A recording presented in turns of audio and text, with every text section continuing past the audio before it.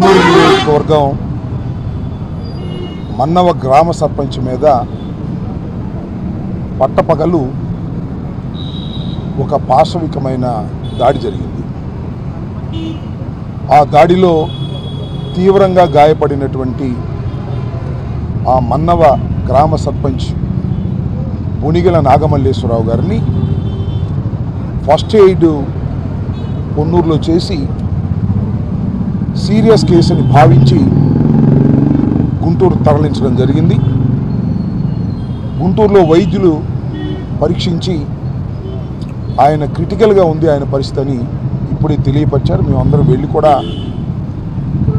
ఆయన్ని చూసాం. ఆయన స్పృహలో లేడు.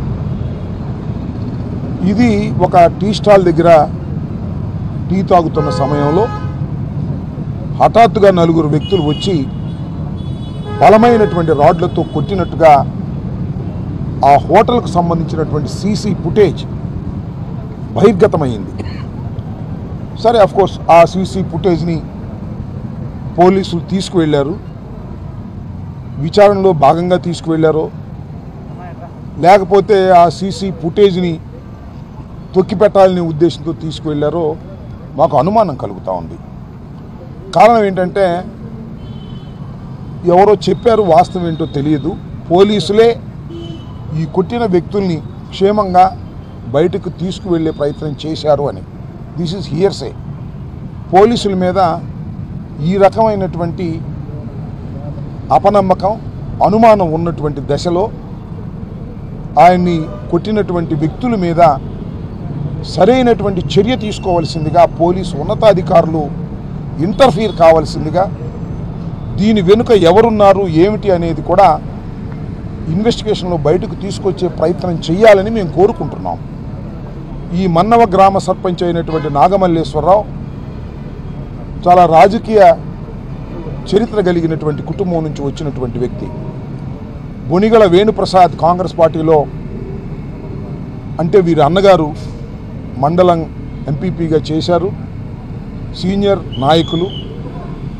ఆ గ్రామంలో తెలుగుదేశం పార్టీ ప్రోద్బలంతో కొందరు వ్యక్తులు ఈయన మీద ఈ రకమైన దాడి చేసి చంపాలనే ప్రయత్నం చేసినట్టుగా గాయాలు బట్టి మాకు అర్థమవుతూ ఉన్నది.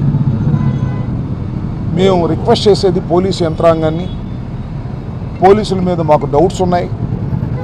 సక్రమంగా విచారణ జరుపుతారా లేదా, సెక్షన్ల బలమైన వేస్తారా లేదా అనే అనుమానాలు మాకున్నమాట వాస్తవం.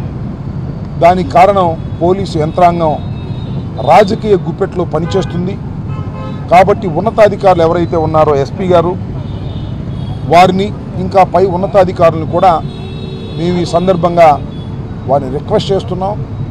మీరు ఇంటర్ఫీర్ అయ్యి ఈ కేసు విచారణలో గట్టి విచారణ చేయాలని, బలమైన సెక్షన్స్ అంటే ఏదైతే జరిగిందో ఆ సెక్షన్స్ వేసి వారి మీద కఠిన చర్య తీసుకునే విధంగా కోర్టుకు సబ్మిట్ చేయాలని మేము ఈ సందర్భంగా కోరుతున్నాం. ఇప్పటికే ఆ హోటల్లో రికార్డ్ అయిన సీసీ ఫుటేజ్ పోలీసులు తీసుకుని వెళ్లే ముందే దట్ వాజ్ ఆల్సో రిలీజ్. వాళ్ళే రిలీజ్ చేసినట్టున్నారు. వాళ్ళు చేశారో లేకపోతే ఎవరు చేశారో అది కూడా సోషల్ మీడియాలో ఎవరెవరు కొట్టారో, ఎన్ని దెబ్బలు కొట్టారో, దేంతో కొట్టారో చాలా క్లియర్గా ఆ సీసీ ఫుటేజ్ సోషల్ మీడియాలో వైరల్ అవుతున్నటువంటి సందర్భం కూడా ఈ సందర్భంగా గుర్తు చేస్తున్నాను.